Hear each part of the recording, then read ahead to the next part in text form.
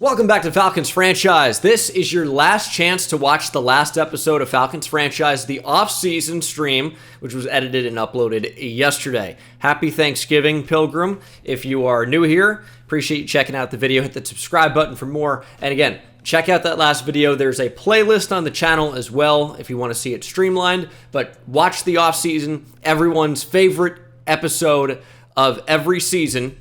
Check it out. A lot of work goes into it, obviously. So when people are like, hurry up, I'm like, I would if I could. It takes forever, but I think the product comes out really, really good every time. About as well as I can do. My capabilities are maxed out every off-season episode. I can barely speak by the end of it, but I've stalled enough.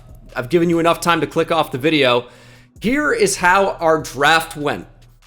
In the first round, we would trade up from number 10 to number 6 and select Dion Dobbins, defensive end from LSU. He's going to wear number 97 for us, 6'4", 274-pound rookie.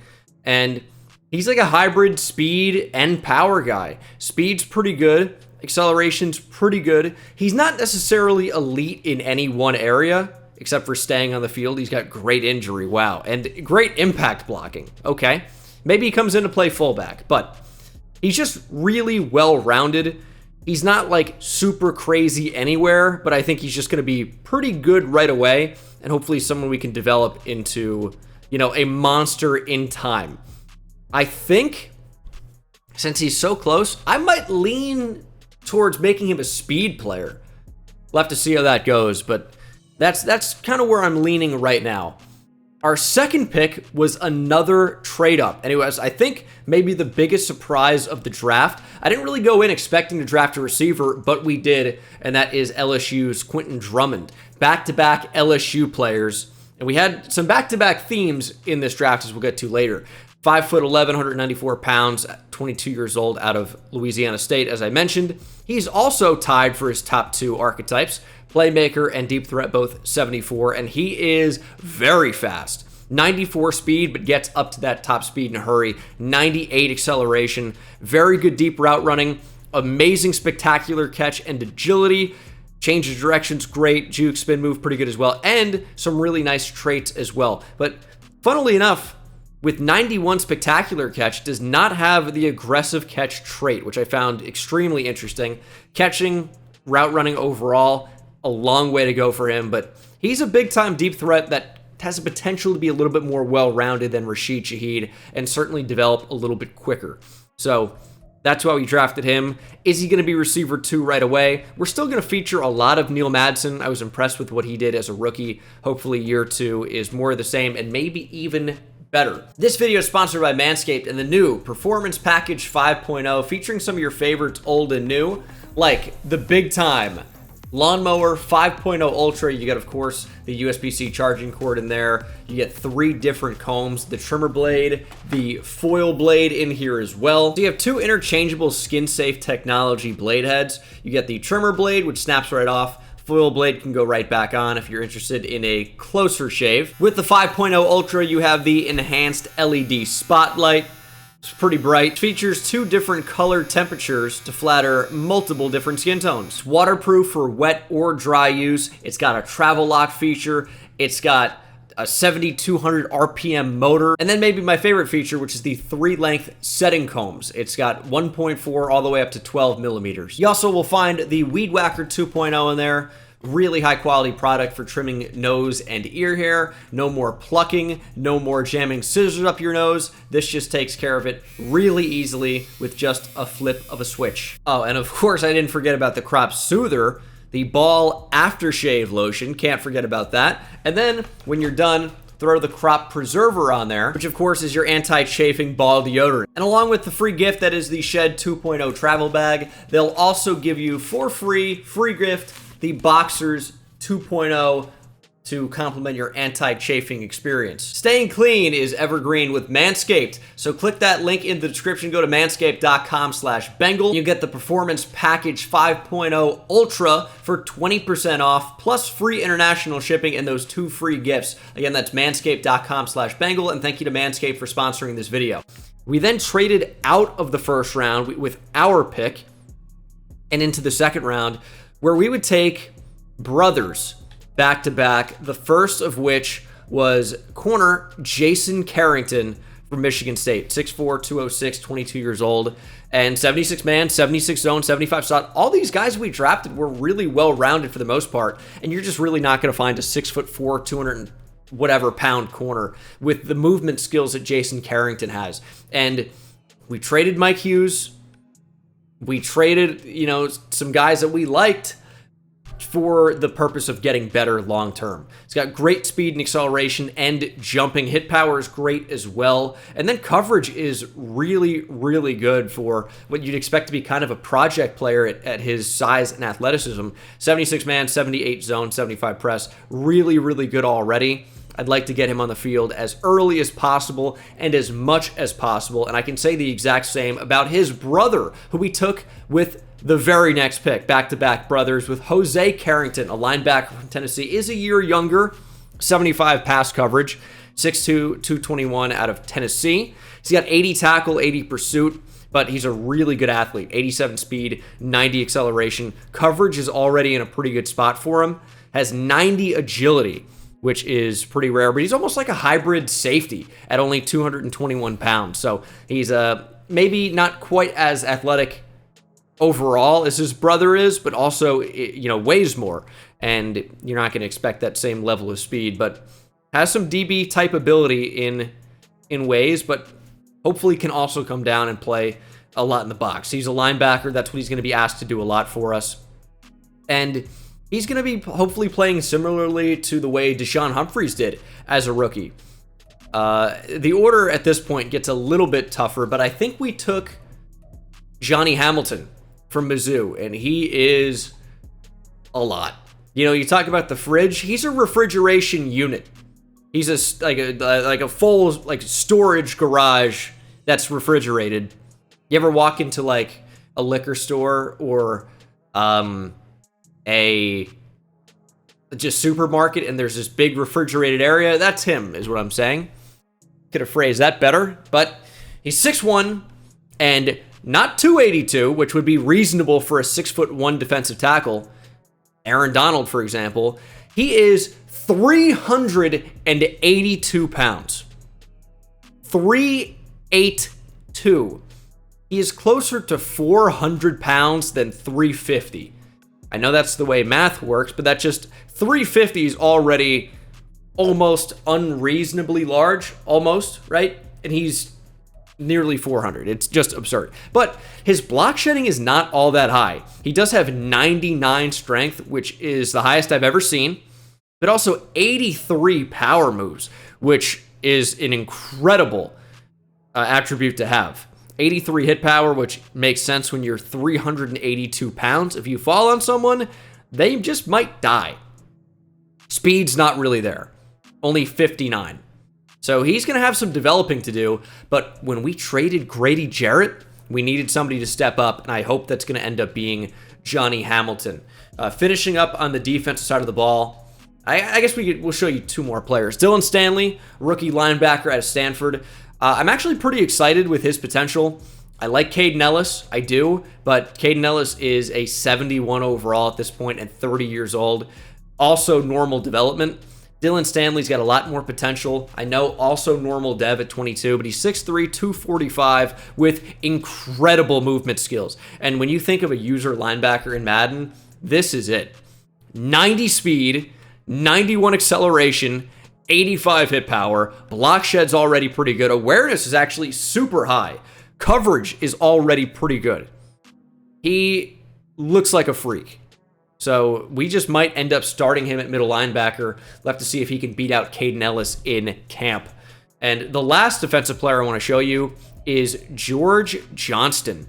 He, at the very end of the offseason episode, I put it back into the edit. I was live and we were checking undrafted rookie free agents. And lo and behold, there was a superstar dev corner, George Johnston. So we had to sign him.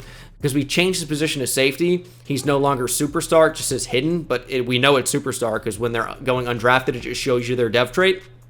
Here's the thing though, he's just not that good. 88 speed, 72 zone, 64 man, obviously a little bit more suited to safety, but has no block shedding or hit power at all. He can't really catch. I don't know why he has superstar dev. Obviously, we're going to take a chance on him, but he's not great, and there are not a lot of redeeming qualities of his. So what his role is going to be, your guess is as good as mine. I know it sounds crazy with a superstar dev player. I don't know if he's going to make the team. He probably will, but I'm not sure it's a given. We would also, after re-signing Trey Lance via free agency, draft a quarterback by the name of Jake Meeks from Texas Tech. He's a developmental type guy, 5'11", 209, so on the shorter side for quarterbacks, obviously. You think about Texas Tech, short quarterbacks, Baker Mayfield comes to mind, of course, transferred to Oklahoma, and Johnny Manziel from A&M. That's kind of what Jake Meeks reminds me of.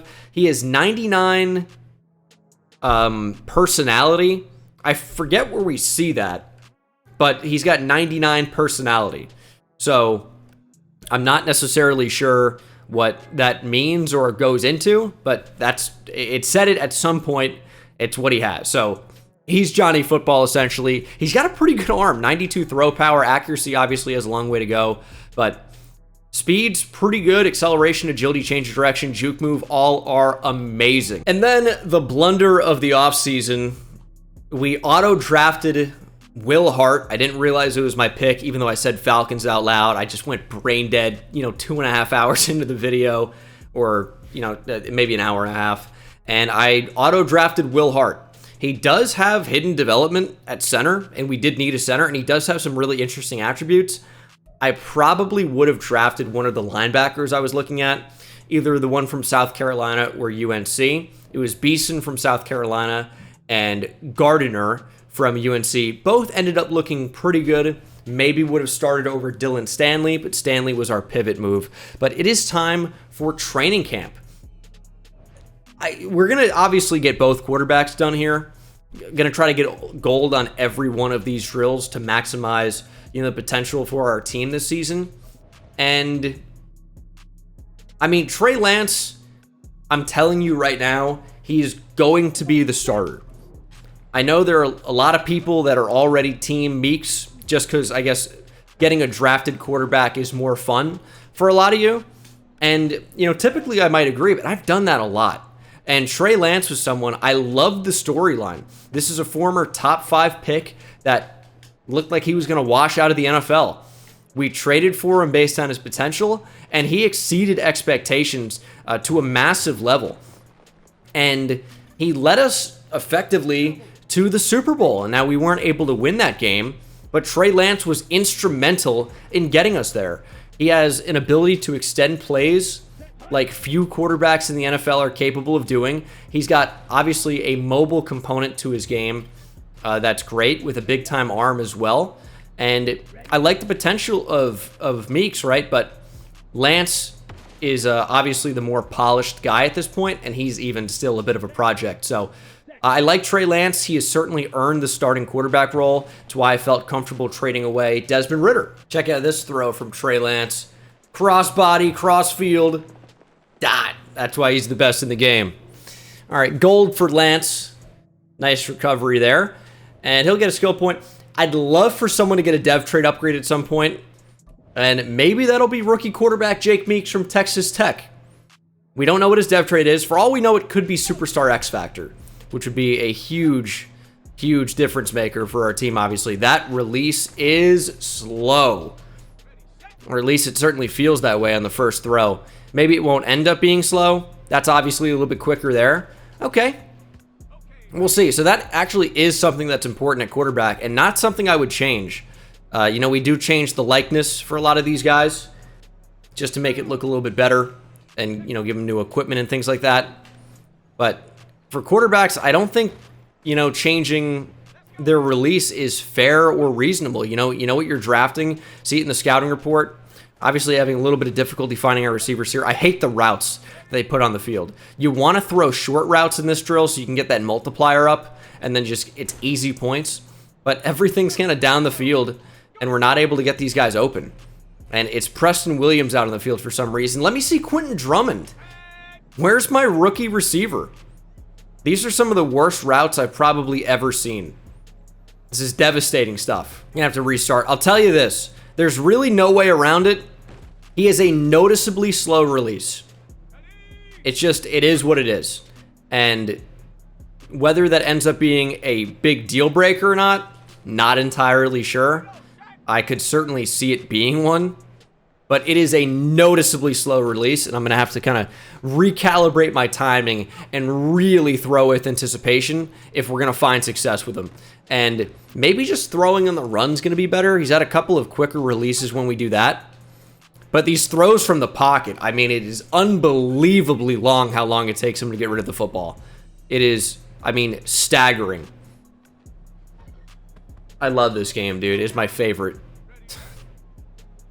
Unreal. Good timing there, but this drill is difficult enough with all the long routes they put on the field.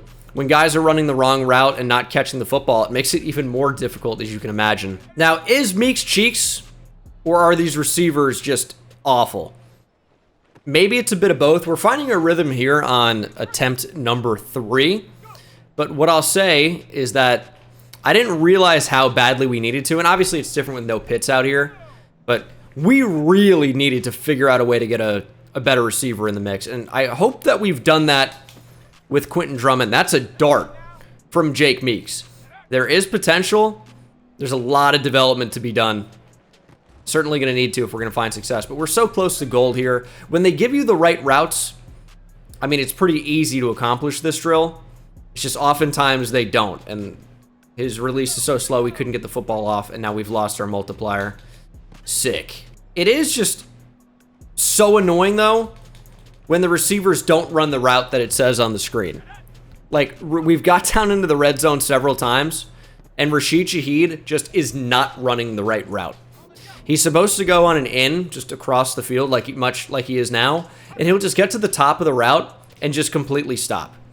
Or turn around and go the other way. I think it's got to be with the back of the end zone screwing it up, but it is incredibly frustrating when instead of running into the open field the way he's supposed to with the route concept, he just runs into coverage, and with the sack timer, you have to get rid of the football. You can't hold it. So when they don't run their route, it makes it extremely hard to actually, make the play work. And Shaheed there is supposed to run across the field, decides that it's better just to stop moving entirely. Can't blame him. Why would you bother running the route you're supposed to? Insane concept. And what is this? We're running an extremely vertical concept from the 2-yard line, or the 3. Might end up working here, but what are we doing? It's stupid. This is just great. Actually might end up scoring a touchdown on this. Preston Williams gets in. That should be guaranteed gold, but they want to give me more deep routes. We throw behind the linebacker. Oh, Rashid Shaheed dropped it. Sick. We're not going to get gold. It's going to be amazing. It's going to be incredible. I think a touchdown probably gets it done. Look at Preston Williams, dude. I mean, it is disgraceful. Caught it at least. We're going to need a touchdown on this play. Please. Who's getting open? I don't know. Lob it up. Intercepted. I mean, what are we doing? I know it ultimately comes back to me sucking, but I feel like there are no favors being done with some of these concepts. How do we get 100 points for that? Can we just score a touchdown on the first play? That's all we get? Oh, and it hit off the lineman. Dude, this little shorty, 5'11", can't throw over the offensive line dummies on the field. Not even the real ones. The fake lineman, he can't even throw over. You gotta be kidding me. It's also incredibly stupid to me when you try to play recess football. When the routes kind of stop and you redirect guys to playmaker. If you throw the ball up and you switch onto the receiver, they're locked and can't move, but the DBs can move and jump in front. Which, again, so frustrating. Just give me control of my players. Is that too much to ask for Madden? Yeah, I guess so. I want to know on this play, where was I supposed to throw the football? Where was I supposed to go with it so that we could get the catch? I guess we're just not supposed to be able to complete every pass. Sometimes it's just a drill that you can't do anything. That's super fun. Love that from EA. Classic stuff. Where am I supposed to go with the ball here? Up the middle? Maybe I time that so that the linebacker can pick it off instead. If you get short routes, what is happening?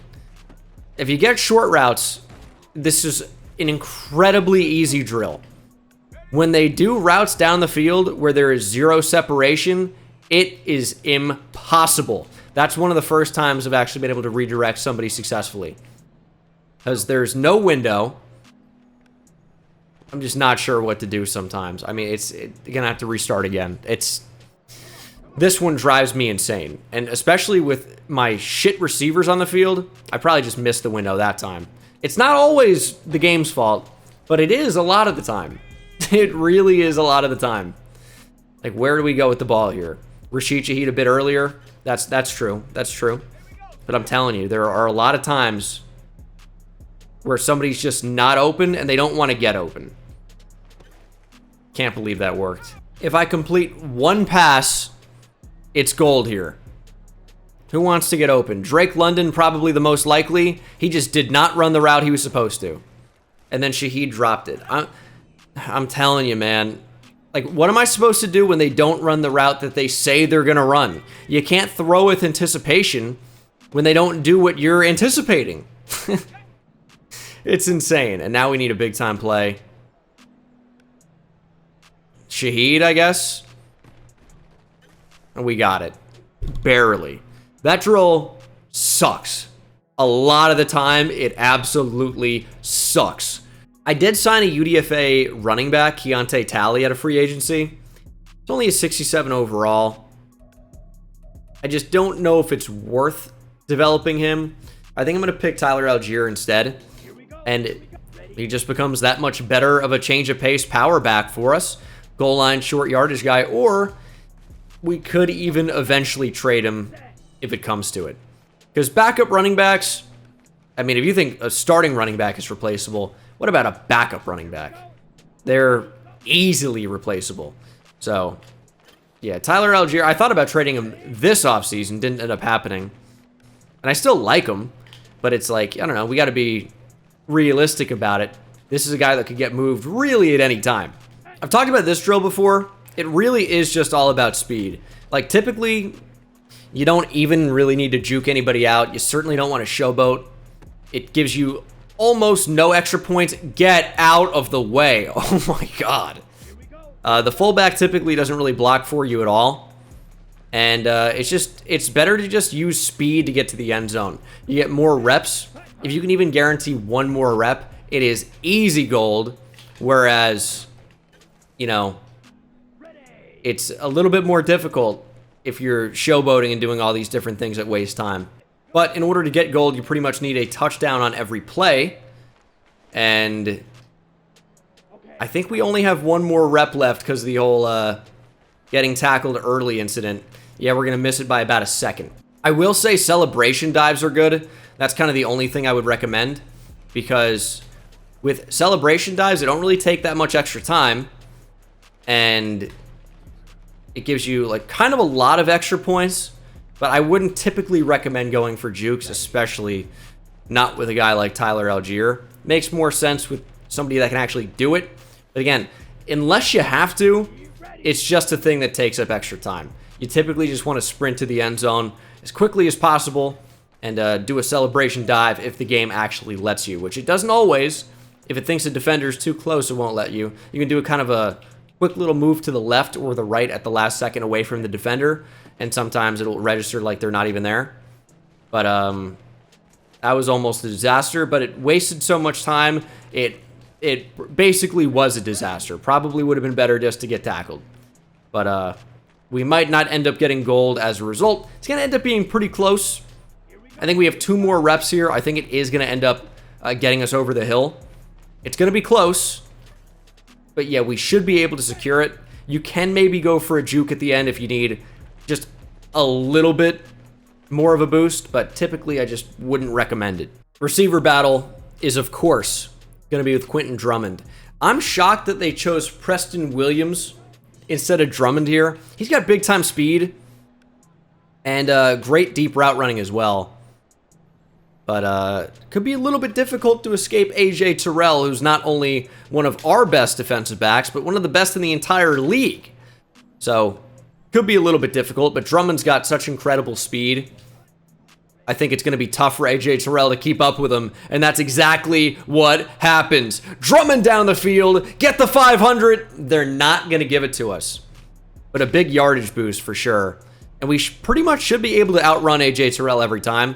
As long as the pass is accurate, it's going to be easy gold. Now, Trey Lance doing a great job of not actually throwing it into the 500 here. I'm trying to help him out. That should give us credit for it, and it does. But you don't really need to hit the big hot spots to get the gold anyway. The long plays down the field are huge. And then also, if you just want it really, really easy, just go quick in and then out, depending on the CB's leverage, and you can just get the quick 400 every time. And the quicker the quarterback releases the football, pretty much the better.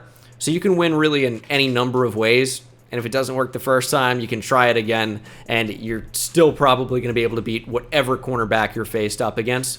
And it's easy gold for Quentin Drummond, and I would love to get a dev trade upgrade on him. He could be Superstar X Factor for all we know, but he's a player I'd like to develop and maybe make the focal point of the offense. As would it be better to upgrade Drake London or Neil Madsen? I think wide receiver 1 gets it this time. Madsen would be nice, but you know, if Drake London's going to end up being receiver 1, he's got to be better. That's better route running. That's certainly better catching than what we've seen of him from a couple of seasons so far. He drops the football more than any other guy with his ratings I've ever seen. It's incredible. And it's not just sliders, because we have receivers on the team that do not drop open passes with way lower catch ratings, but Drake London has just a case of the dropsies routinely. And it's just so strange, but instant gold on him. A dev trade upgrade to Superstar for Drake London would be awesome. I don't know how that's possibly out of bounds, but we already got gold, so it doesn't really matter. Show me Superstar dev, please! Superstar, please! Nope. Now, what do we want to do here in the trenches? I think it's going to be Dion Dobbins. Chase and tackle, I think we got to do Dylan Stanley. Try to get him star dev and also a boost if he's going to be our new starting Mike linebacker. Johnny Hamilton, like, is just kind of capped potential-wise because he's so slow and he's so big. He does have good power moves already. I think our buck is going to go further with our first pick. Dion Dobbins, he's half speed, he's half power, and not the quickest at all with 84 speed and acceleration. It's good, it's just not great. He's not going to have to win with athleticism. He's going to have to win by having great rush moves and utilizing those counters and double moves in order to get to the quarterback, because pure speed, just not going to be his game. He is fast for a defensive end, I guess, but it's not like, you know, 88 speed. It's 84, and the bull rush not going to work against Jed Wills. I think some guys might be susceptible to it, but you know, the quick moves are not working, and neither are the power moves with Dion Dobbins already. We should end up getting gold here, but not especially quick. His change of direction seems absolutely pitiful. That's kind of the big thing I noticed. Usually I can, you know, counter step one way and fake and go back. And the first offensive lineman has absolutely no answer for it ever. Was not the case with Dion Dobbins.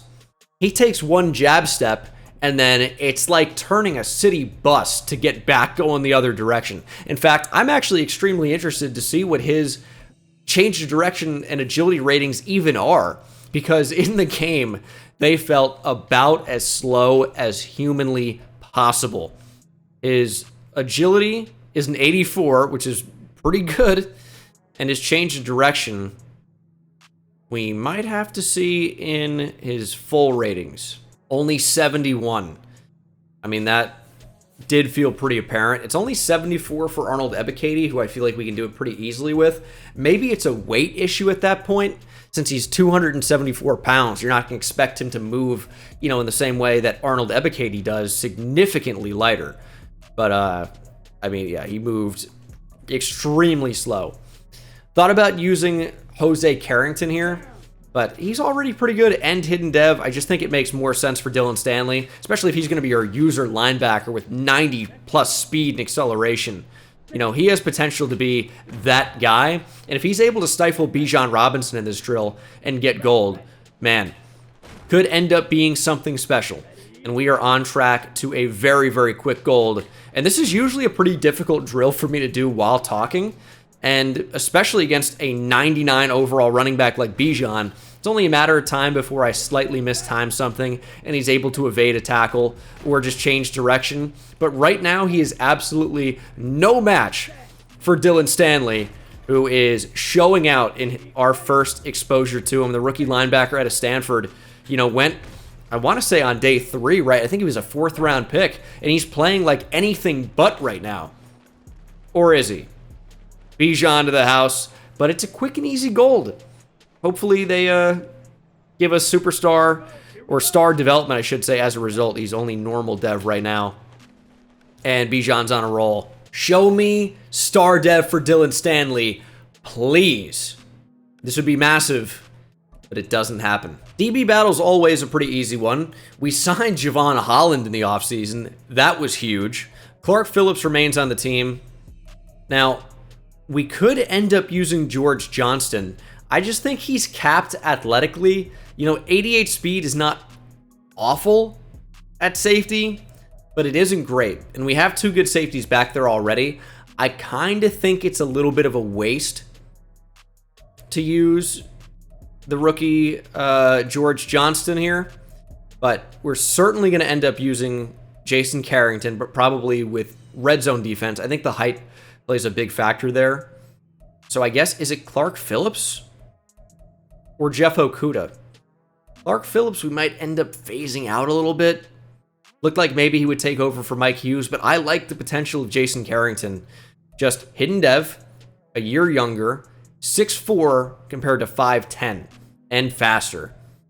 I think we use Jeff Okudah, who's playing on the outside. That could end up being our slot corner. Kind of suited to a slot corner safety type role, and Jason Carrington could eventually win on the outside. He's got tremendous height and speed that says that he has potential to lock down a team's wide receiver 1, but he won't have to with AJ Terrell. So Okudah moving to the slot and Jason Carrington moving to the outside could make a lot of sense when Carrington gets a little bit of development. So we're going to try to upgrade Jeff Okudah. He's going to remain on the boundary for now, and maybe forever, who knows. But Okudah played incredibly for us. I mean, Season 2 especially, but Season 1, he was awesome as well. Jeff Okudah is a guy who I really, really like for our team in Falcons franchise, and he's not getting phased out at all, but he's so good that his role just might have to change to make him an even better player and to make our defense even better as a result. So this was one of the easiest drills you'll ever do. I think we might get an interception on every single one here. And it's just because we can see the route. It's not difficult. Nice catch, Jeff. 43K. How about an upgrade to Superstar X Factor for CB2? That'd be pretty nice. And it doesn't end up happening, which, not surprised by that.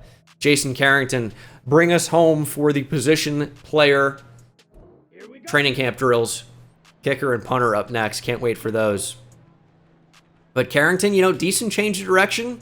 And yeah, the ever-evasive Preston Williams, dude, I get it. Beast of Colorado State. He was a beast in Dolphins franchise, if any of you guys remember that series on my channel. And I guess he's back. He's dominating here. He's definitely listed as slot receiver, and that's why he's getting all these opportunities. And he's making me pay for him right now. He's definitely making the most of these opportunities. And maybe says he's going to play over Quentin Drummond.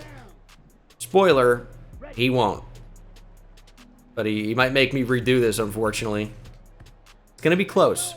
If we can get an interception or two in a row, we've got a real legitimate shot. if we get an interception or even a pass deflection on these last couple of attempts here, I think we would have done it, but not now. Silver's the best we can do. See, this is where that 6'4" height's going to come in.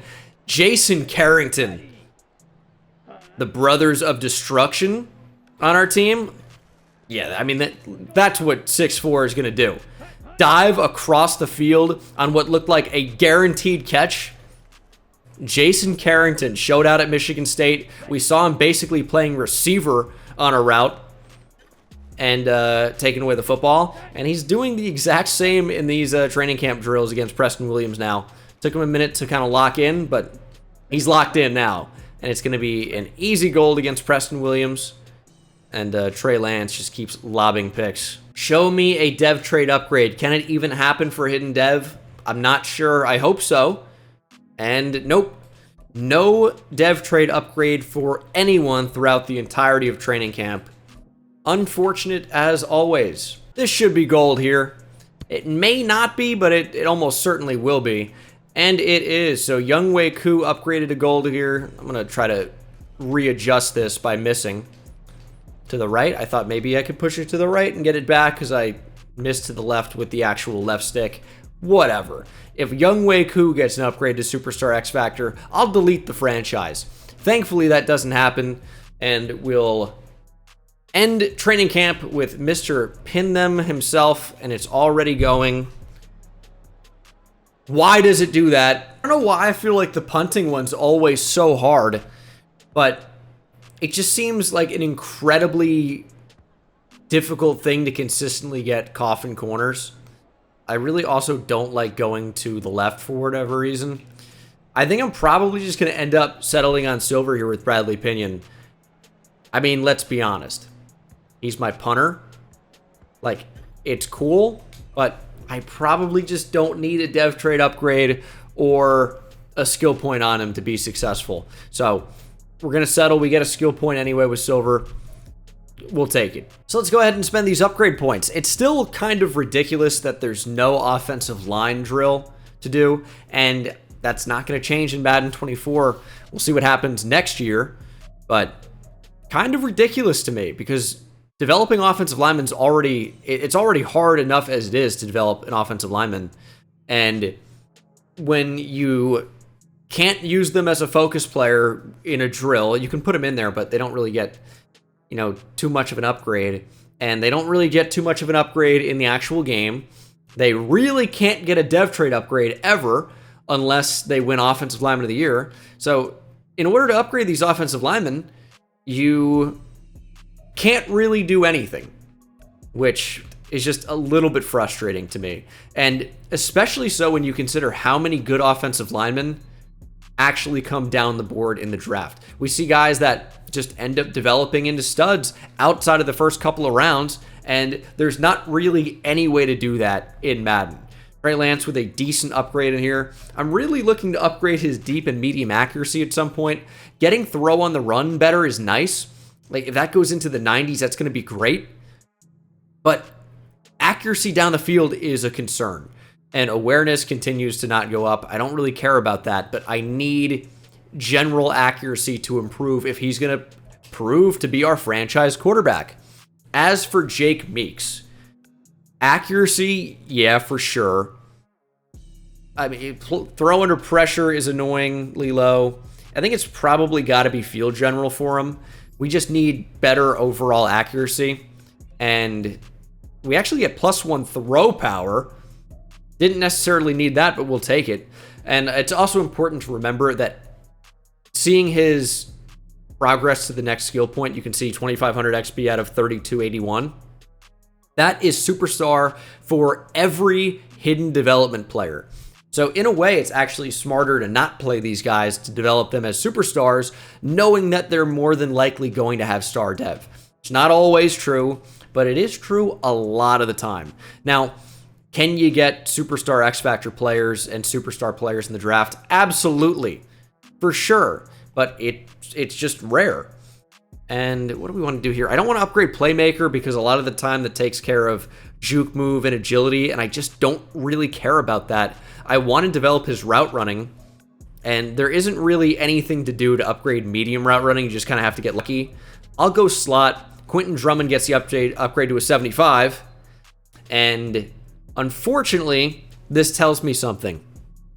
The fact that he didn't get a plus ability slot here, because I think at 75 overall you get one, unless that's like the first one you get, and the second one would appear at 80, so it already would have registered. I don't think that's true. I think Quentin Drummond's going to have star development. Kind of a spoiler there, I guess, but it's what we know about the game. Catch and traffic, medium route running, short route running, all get a boost. It's a nice upgrade for sure, but might only be star dev for Quentin Drummond, which again is to be expected, but it's always a little bit disappointing when you don't get it. For Drake London, deep route running's already pretty good. I need him to catch the ball more regularly. I think physical is going to be the avenue I go down here. He goes up to an 85 overall, which is nice. I'd like catch and traffic and spectacular catch. We get both. Spec catch even by 2. Short route running goes up. Break tackle even improves slightly. That's a pretty good upgrade for Drake London. That's a nice one. And this also could be nice for Tyler Algier. Went power back. He's a one-trick pony, but his one trick could be pretty good. +1 to break tackle, speed, and trucking are the main ones there. Gets him up to 88 speed. Not bad. Trucking and break tackle already in the 90s. He's a really, really nice short yardage back. Yes, the juke, spin, agility, not really all the way there. Stiff arm's not even that high either. But trucking, break tackle, all really, really high. And then defensively, Troy Anderson is probably just going to be a sub-package player for us. I think it's just a better decision to start Dylan Stanley over Caden Ellis. Who knows what we're going to do? Maybe preseason's going to tell us what we need to know. And maybe Dylan Stanley is a big-time preseason. I'm not sure. But I think we're probably going to treat him like he's Mike linebacker numero uno, as opposed, or would that be Miguel linebacker? Aha. Get it, numero uno. I apologize for that. I don't go to a Mexican restaurant and take, uno cerveza, you know what I mean? But I'd say I'd like an alcoholic beverage, please. And they go, you look 15. And I go, fair point. Deion Dobbins up to a 77. I'm going to go speed rusher, +2 to finesse moves and tackle. 80 finesse moves. Not bad for a rookie, especially one that looked to be a little bit more power-oriented. But he's a pretty nice player. No upgrade on Hamilton as we use Deion Dobbins, but we do have a couple in the secondary to end this training camp session with. That's Jason Carrington. Slot's going to be the way. We want to upgrade man-to-man. Slot's a great way to do it, and you seem to get a bonus for speed in there oftentimes as well, more often than other. So +2 to awareness is the big thing there. It doesn't really do anything for him, but get a slight man coverage boost. Some others upgraded as well. He's spontaneous. Ooh. Wonder if he likes long walks on the beach. I don't know what personality really does. Maybe it does something in free agency or how likely they are to re-sign. But, all right. He's spontaneous. And we're going to upgrade zone coverage on Jeff Okudah. Slot could have been wise too, although we get probably what we could have had anyway, with +2 tackle, which, again, makes him pretty well suited to play in the slot, especially without elite speed. So heading into preseason, I'm interested to see what these rookies are capable of. Might start with John Graves over Jose Carrington, even though Graves is still an edge rusher who happens to play off ball sometimes. But I just want to see more of these rookies. So we're going to move them a bit lower in the depth chart in order to get them more play time in preseason. And that includes, I guess, Troy Anderson, although he is obviously not a rookie. Offensively, we're going to keep things as they are. And I think eventually Quentin Drummond just ends up playing the slot. I still want to see a lot of 12 personnel. And I don't know if Kyle Pitts is going to play much slot this year. We'll see. I think this year we have a lot of just better overall players. And we're going to find ways to use them. So, I'm excited about year 3 of Falcons franchise. Are we going to make it back to the Super Bowl? It's tough to say, obviously, but that is the goal. With this time, obviously, we want to win it. That's the big difference. We do also have trade offers for Tyler Algier. I don't know what could be in here that I would really even consider trading him. The offers are not terrible. Like, some really decent options in here. Jahmyr Gibbs is interesting. We take the top 2 drafted running backs in that draft class with Bijan and Jahmyr Gibbs of 2023. It's just not going to happen. We're going for Thunder and Lightning right now. Bijan, you know, he's got lightning quickness, if not speed. And, of course, Tyler Algier brings the Thunder big-time power back. And I'm just not really looking to move him. We'll also, of course, do the mini games on these individual players, but after all that training camp, I doubt this is something you guys really want to see. So we'll take care of it. Obviously, if we do get a dev trade upgrade here, you guys will be the first to know it. But this is what I was talking about with the quick change of direction. Tough to notice it right there, but it's usually something you can see with the linebackers more than the defensive linemen, I suppose. All right, I lied. I'm going to show a little bit more of Deon Dobbins. You know, because on the first rep, and this one not going well at all, we were able to use a finesse move on the first blocker and then bull rush the second. So that's kind of the nice combo of different abilities that you're able to see with Deon Dobbins, where he's kind of got the thunder and lightning, but as a pass rusher, he can end up being a really nice player for us. And as you guys know, I mean, the pass rush has been a big problem for us in this series. Frankie Louvu, unfortunately, did not come and really solve anything. Deon Dobbins could be a big difference maker. Ebikadi's about 6 or 7 sacks a year, but I'm thinking Deon Dobbins could be the first guy to go double digits for us. That'd be really, really nice. All right, I'll show you Johnny Hamilton. 382 pounds. Yeah, and you know what? He looks good for 382. Got to give him credit. He's a slim 382 as far as they go. And you know what? He's got surprising quickness. And he just doesn't look anywhere close to 400 pounds. He looks closer to probably 340. Good for him, man. He does not have elite quickness. His acceleration, though, is actually really good. So he gets up to his incredibly slow speed very quickly. So hats off to him there. Big time gold. We get 700 extra XP, and this could actually work into an upgrade for us. I have, with my coach staff points, upgraded to 2 more available slots here for focus players. And if we get maybe 5 or 10 more staff points, we're actually going to be able to get a 6th and final one as well. Okay, broken finger for fullback George Espinoza the first week of practice. He's not even waiting for the regular season to get hurt. Not great. Hopefully our rookies are healthy. You know, losing your starting fullback is not a big deal if you don't really feature a fullback in your offense. But this year we switched playbooks to New England. So it's not going to be exactly what you're used to from last season and the season before. All right, I'm interested to see if anyone stands out here. I have a lot of the starters from last season. Caden Ellison there as well. But we're going to be beat right away by Joe Mixon. Bengals have already driven all the way down the field, down to the 2-yard line. And we'll see one of our new rookies for the first time, Dylan Stanley, on the field. Can he make a play? No, they're going to pass. And that is a touchdown. DeMarco Helms in coverage. And he might be sent down to hell because you can't bring that type of defense onto my field and let a rookie tight end score on you in preseason. I won't allow it. All right, backups are in now in the second quarter. Kellen Mond for the Bengals. He might look to scramble, and down he goes. Ball came out. That is a sack for the big Johnny Hamilton. Hambone gets the sack, and the rookie could be a force to be reckoned with as a pass rusher. I mean, what do you do about 380 plus pounds in front of you? If you're a Bengals offensive lineman, apparently nothing. Good job, and I wonder if we're going to get a chance on offense, and we do. Jake Meeks in at quarterback. Where is Quentin Drummond? We need to get him on the field. But we'll have a play without him. Let's see what Jake Meeks is capable of. Oh, fumbles the football right to Tyler Algier. That's great strategy. We end up losing a yard. I wanted to see if he had that scramble ability, and that wasn't like a true test of what he's capable of. 4th and 5 in preseason, down by 10. Let's keep the offense out on the field and see what Jake Meeks can do. Bengals with full momentum. Neil Madsen on the field, as is Preston Williams. And we're looking to scramble already.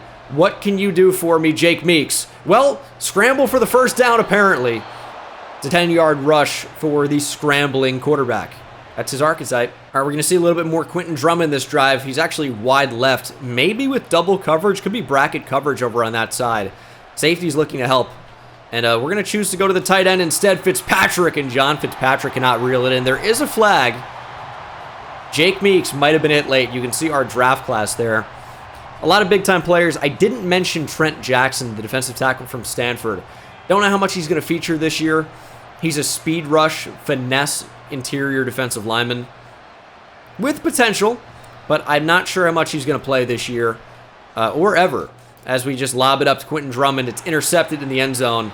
Patterson wisely played underneath the comeback route, which you would in the end zone. So, completely brain-dead decision from the play caller and also the player, which is me and Jake Cheeks Meeks.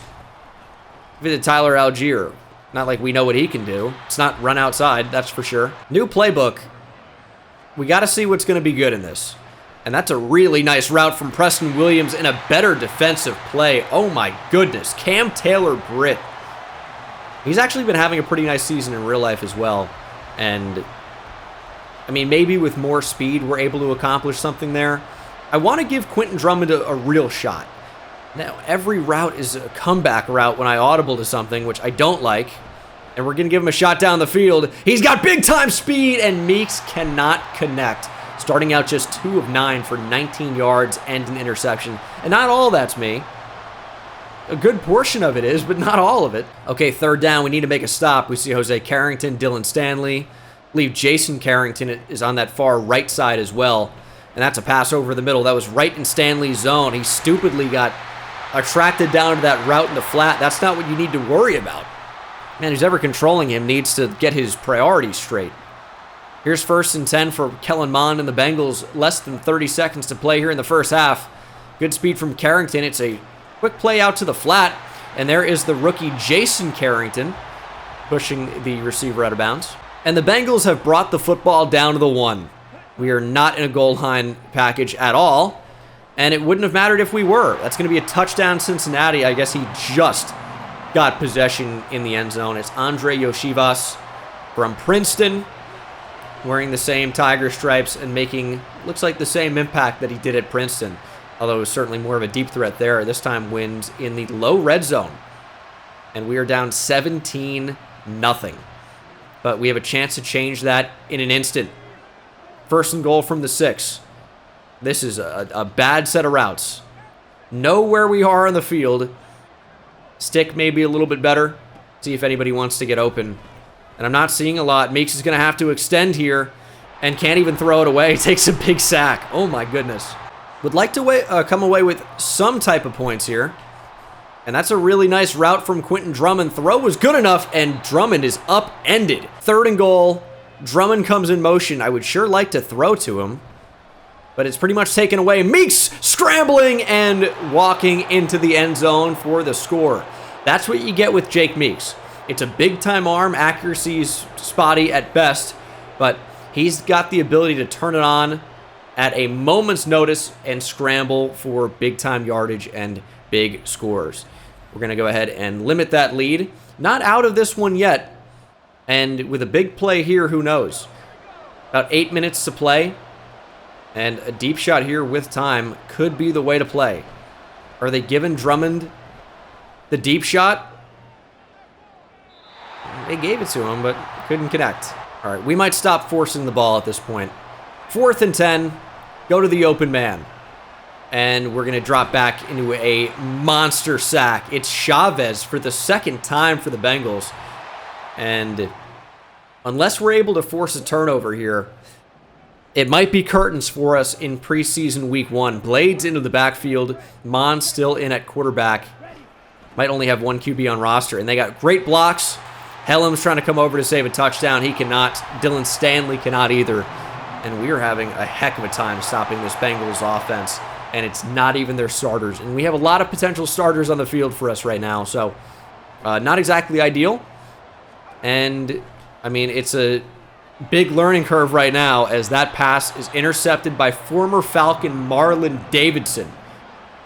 I can't even believe that. 5'11" Jake Meeks is playing like cheeks. 5'11". I didn't know they could stack shit that high. He is just terrible. And listen, I'm not taking responsibility for that one. Are you kidding me? That's a wide open drag. It is wide open. Marlon Davidson just didn't rush. He started to and then dropped back into a spot drop for nothing, got absolutely no depth, and it didn't matter. Took away what looked to be a wide open route. Marlon Davidson is just him in coverage, I guess. Unbelievable. And that is likely going to be all she wrote. I'd like to get some more points.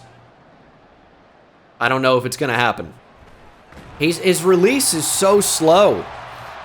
It is so slow.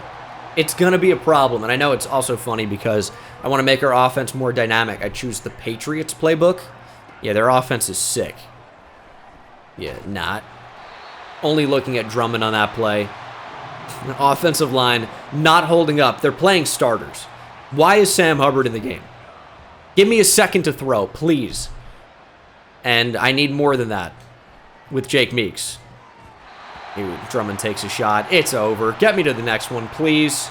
Yeah, not our best game. Jake Meeks really struggled. Really struggled. His release is, I'm just telling you, it's so slow. I know I've said that about 1 billion times so far, but it is incredibly noticeable. Does have an upgrade, though. Yeah, you played so well, you deserve one. Is there anything I can do to make your release not absolutely garbage? There is not. Get the accuracy up. Hopefully that does something. You play action +2. That's huge, dude. Gold with Deion Dobbins after just one drill. Yeah, he's going to be legit. Can we jump over this? Almost. Doesn't matter. Whatever. Got gold anyway. All right, back at home in Atlanta. I am very curious to see what the receiving core looks like as Preston Williams consistently finds himself on the field. And I might be stuck with Jake Meeks. Running back to the locker room was what I was doing on that play, and that's now what Trey Lance might have to do after it. He's injured, and now Jake Meeks is not just a backup option. He might now have to be the guy. That is potentially devastating. So Jake Meeks is into the game. And we're going to see what he can do. And his first play without Trey Lance goes to the speed of Rashid Shaheed. It is a bomb for a touchdown. Shaheed wins over the top. And we might see some WWE action. Go for the finisher. No, we don't need another injury. Rashid Shaheed, unbelievable. Or maybe believable if you've seen him play. He is a monster deep threat. But what a ball from Cheeks Meeks. Jake Meeks with a beautiful throw on his first play into the game. Now he's looking like a vet. Unreal. They're going for it on 4th down, yet here they are in field goal. Is this a fake in preseason? It is indeed. And it's one that almost worked. That's out of control. I mean, the pitch to the kicker, Caden Ellis right there for the stop, but I mean, that's out of control. I mean, the Raiders are just outrageous. But we'll see our starters stay in the field a little bit longer here as see a young quarterback for the Raiders. Star dev J.P. Burton and Carrington looking a little bit crazy already. We better relax with that hit stick. He was well down, but we keep the Raiders off the scoreboard. Jake Meeks stays in the game, so the Trey Lance injury could be somewhat serious. We're going to have to get real used to Jake Meeks real quickly. And that is a slow release still. Nothing's changed. You can see our draft class.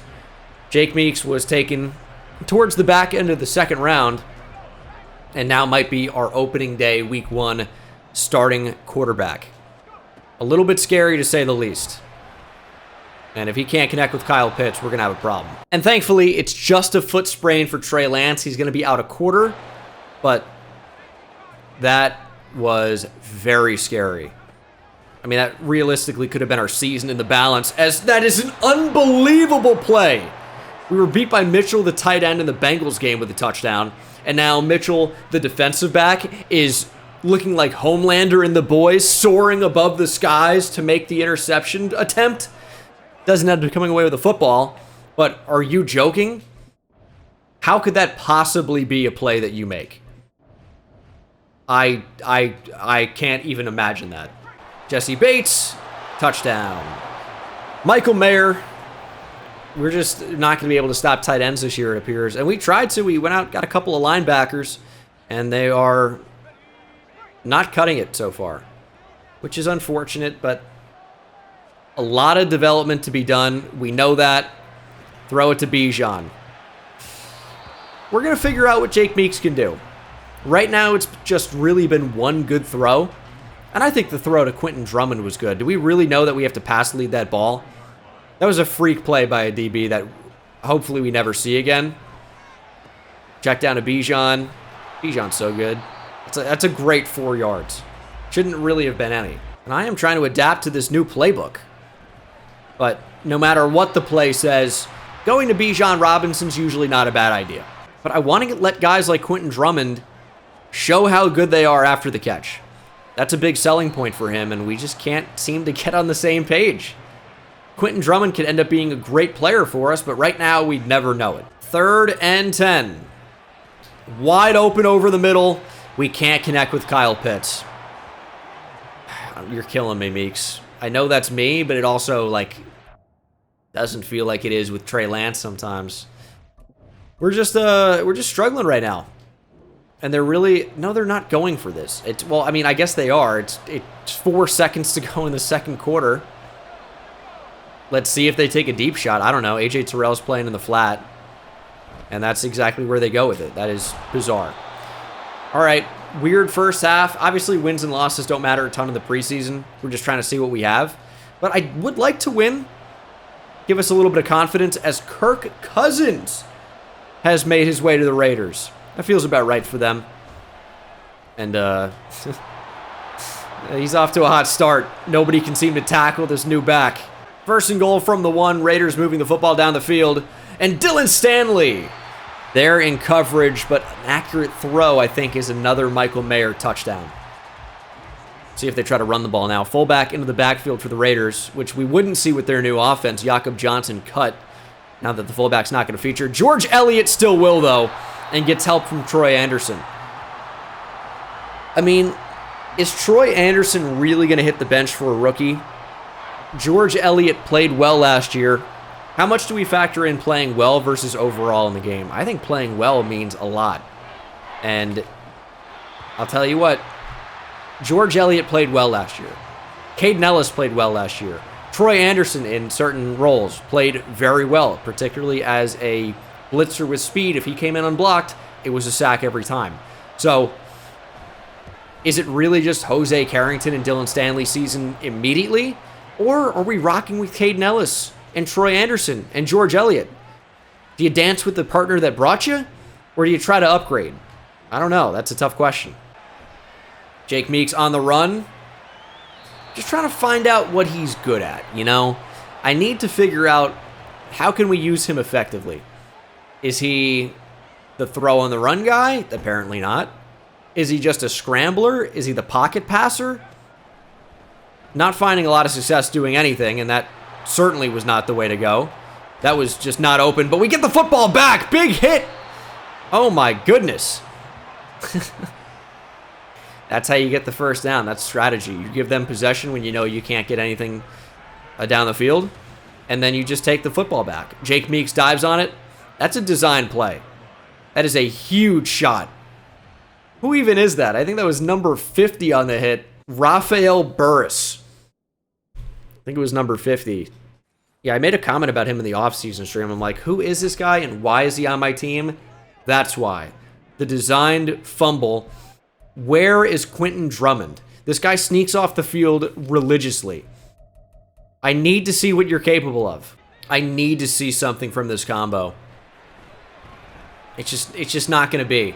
And I cannot for the life of me throw an accurate pass with Jake Meeks, except for the one shot to Rashid Shaheed.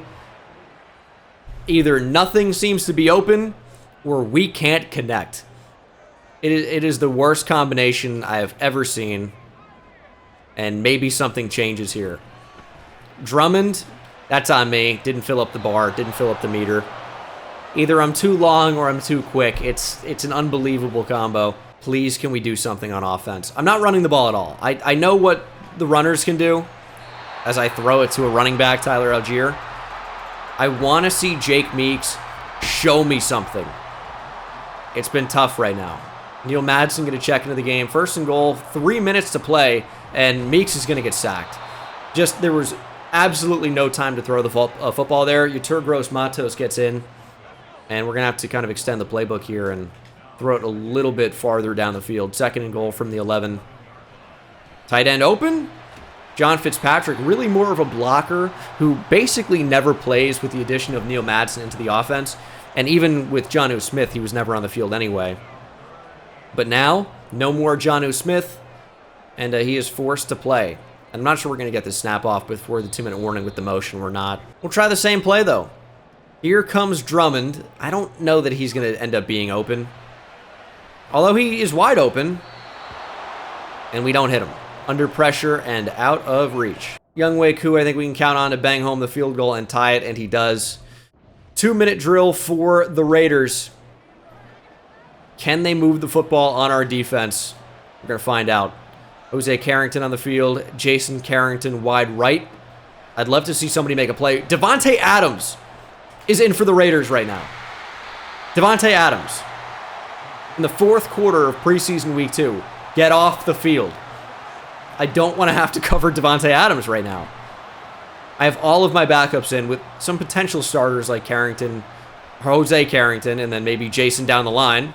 As Jose cannot make the tackle, the Raiders are going to get in position for a game-winning field goal. Yeah, I can see what's happening. Doesn't take Sherlock Holmes to figure out that mystery. Raiders with the timeout at 36 seconds left. I mean, I guess Sherlock Holmes is certainly a mystery solver, but I feel like because he's a detective, it's not really solving mysteries, it's solving crime. Maybe I'm the Hardy Boys. 2 for 1 special. Nancy Drew. Oh, what a great comp. You guys know about books. I'm well read with Nancy Drew. 3rd and 9. Where's the choke job from Cousins? Quick throw. They're trying to get into field goal range. Stanley wraps him up at the 39. We're going to call a timeout so that this is not the final play of the game.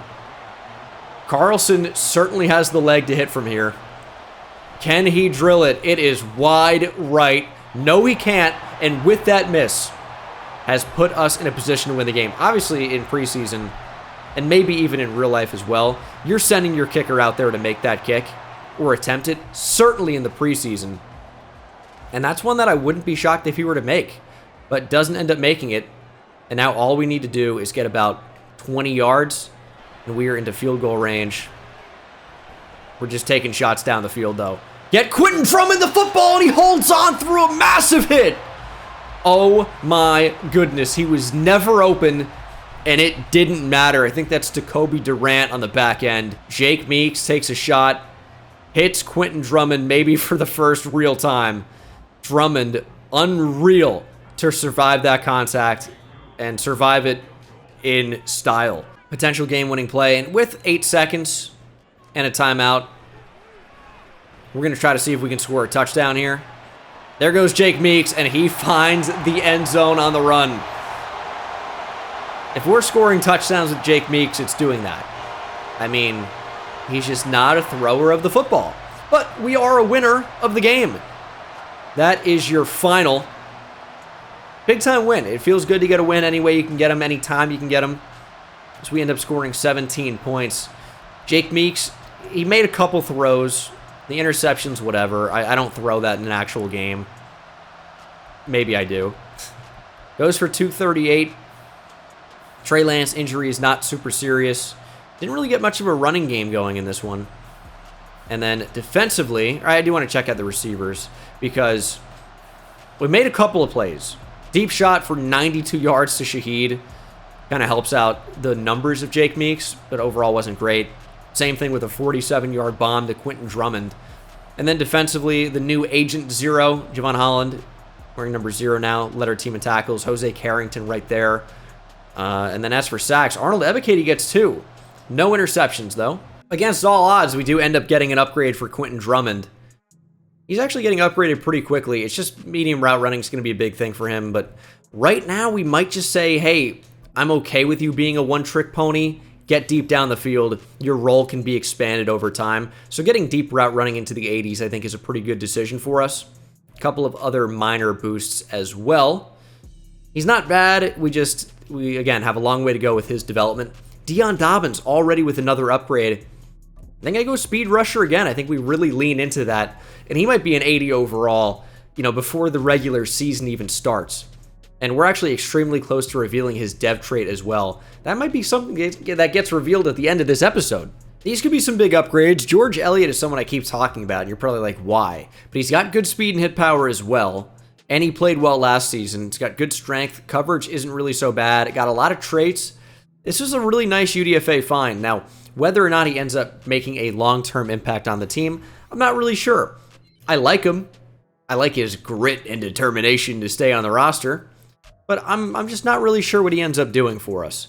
For Johnny Hamilton, I gotta upgrade run stopper. Power moves is already nearing the mid-80s. Getting block shedding up will be huge. And now, it is revealed that he has, at the very minimum, superstar development. Huge. +3 block shed takes him above 70 now.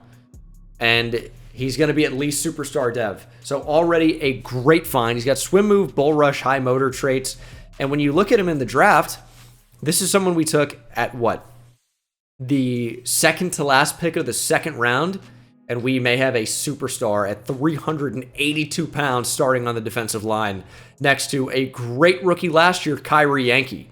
We might have a very formidable duo. Okay, I need Trey Lance to stay healthy.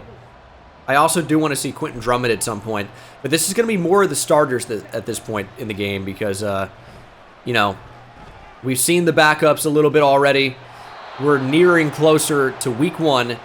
We need to get the starters a little bit of run here. Trey Lance hopefully stays healthy and productive, and as you can see, some 12 personnel featuring already. Not sure how much Quentin Drummond we see in this one, but he should get in at some point as we just keep airing it out with Lance, and Drake London can't catch the ball. Joey Porter Jr. right there. But how do you drop that if you're Drake London? It's a great ball from our guy Trey Lance, who might be a little bit upset about us drafting a quarterback. But that's the life of an NFL player. You're constantly going to be replaced if you don't play up to a certain standard. Not sure how much I'm going to like New England playbook this year, but I like the idea of it being a little bit more challenging and finding different ways to be successful on offense. Obviously, it can become a time in Madden where you just become dependent on crossing routes because they work, and you're going to see that right here. Crossers just get open. And Quentin Drummond after the catch. Look at that quick move. That's what I like about his game, is even though he's got great speed and get down the field, he's so awesome after the catch. And that is a really, really sharp move that he just made. In fact, I want to take a second look at this because that was lightning quick. Good ball from Lance. But look at that quick step to evade Levi Wallace there. It's not that impressive, I guess. But that is a nice move. Now, no disrespect to Levi Wallace. Great story. He was a walk-on at Alabama. I believe after playing fairly well there, went undrafted and has ended up being an NFL player and sticking around for a pretty long time up to this point. So, Levi Wallace is awesome. I love Levi Wallace. But at this point, him getting juked out, not that impressive from Quentin Drummond. Why am I downplaying my own players? I don't know. We got to keep them in check. Not let him get too crazy, as we are going to look to cap off a great drive here. Nope, Lance is sacked. Just couldn't find anyone I liked enough there. If Quentin Drummond can really emerge as a player for us, we might see a little bit less Neil Madsen, which I don't know if I want. That's part of why I picked the Patriots playbook, was to go a lot of 12 personnel.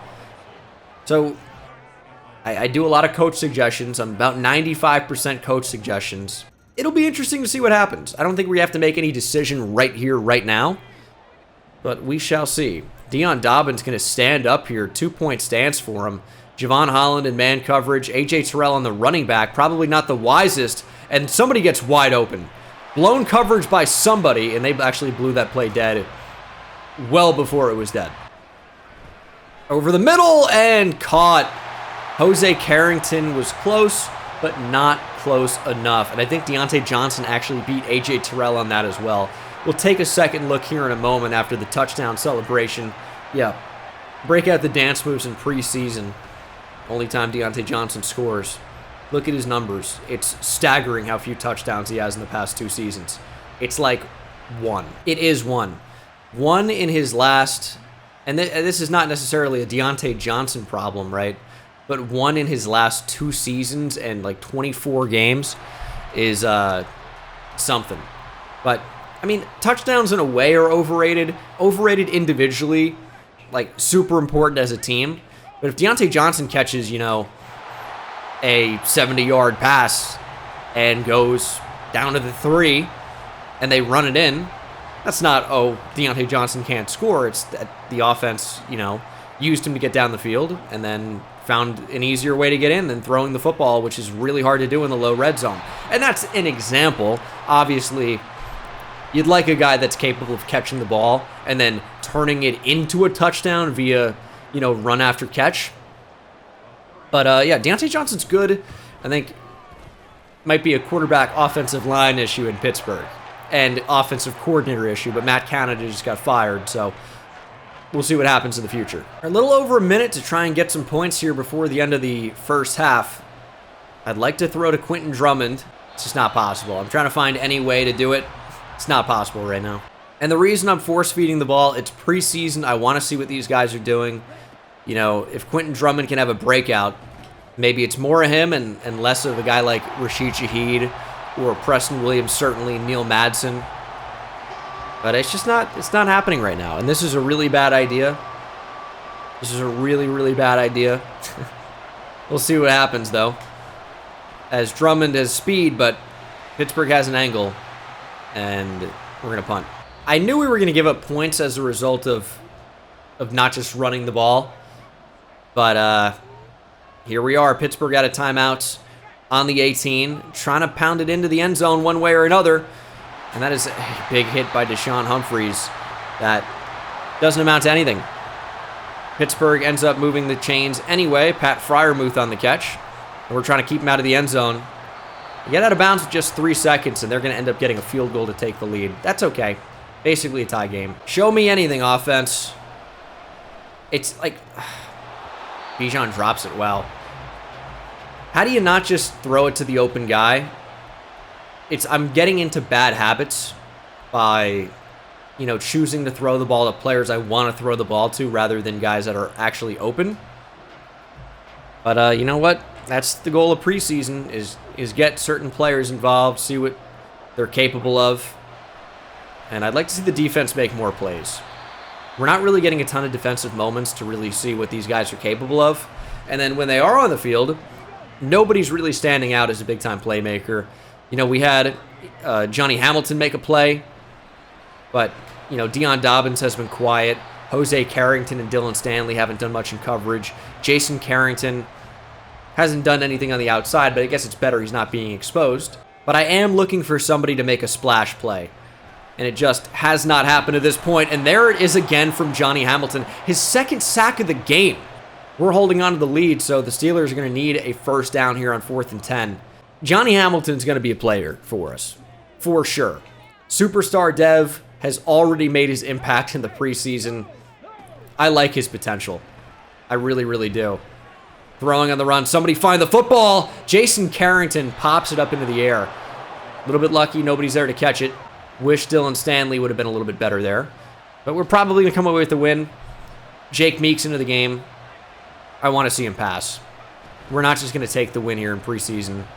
I want to see what these guys can do. And we just can't find a way to make plays happen when he's in the game. And it's intercepted. Oh, man, definitely did not set our feet there. Yeah, Jake Meeks having a rough preseason. A lot of that is on me just taking chances and just throwing it up. But, man, the slow release and the poor accuracy are just super apparent. which obviously sucks, but there's nothing we can do about it. Quarterback going to take off. Carrington, I need you to be faster. Espinoza takes off for 11. Under a minute to play here in Pittsburgh. What is it now, Acrisure? It's Heinz.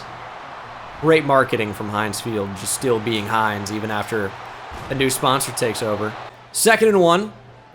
40 seconds to play. Who wants to make a play? Espinoza does, and he dives in front of Jose Carrington. 20 seconds now. Pittsburgh refusing to call their final timeout. Show me a little bit of pressure. Check down. Carrington wraps up. This surely is going to be the final timeout for Pittsburgh, but it might only end up being one more play. Oh, they're going to try a field goal. That's right. Field goal range. That's a thing. Huh. Kind of forgot about that. All right, final play of the game. Again, we weren't necessarily playing to win here. I know that seems stupid, but you know, our goal is to see what certain guys can do. And we're going to work off play action, take a shot to Quentin Drummond. And we blocked basically our entire team, and we're still unable to not allow pressure because the entire right side of our offensive line just didn't do anything. Nobody said, oh, we're fine on that side. Let's block to the left. I couldn't slide protect in advance because I don't know where the pressure is going to come from. And we lose. Again, I don't care. But I would have liked one more play to take a deep shot there and see if Quentin Drummond can come down with another one. Trey Lance played great in this one. We're still struggling with Jake Meeks for sure. And again, some of that is self-inflicted. Bijan with an incredible game. He's ready for prime time. Receiving, still catching the ball a lot, including a touchdown. Quentin Drummond had a couple of catches. And then defensively, Jose Carrington with 13 tackles, including one for loss. Johnny Hamilton with 2 sacks. No picks for the team. But you know what? Not an awful preseason. Jose Carrington with an upgrade here. He's going to stay at a 75 overall, but he becomes a better player if we get block shut up and speed by 1-2. Strength and zone coverage also get a boost. How does that not impact his overall? Up to 88 speed is really nice. That seems insane he doesn't get an upgrade to his overall. It doesn't matter. He's better, but wild. Jake Meeks does end up leading preseason in passing yards at 92-yard pass, probably helping out. Bijan leads in rushing yards. Didn't have any of the top 3 in receiving leaders, and Frankie Louvu with 3 sacks. Are you joking?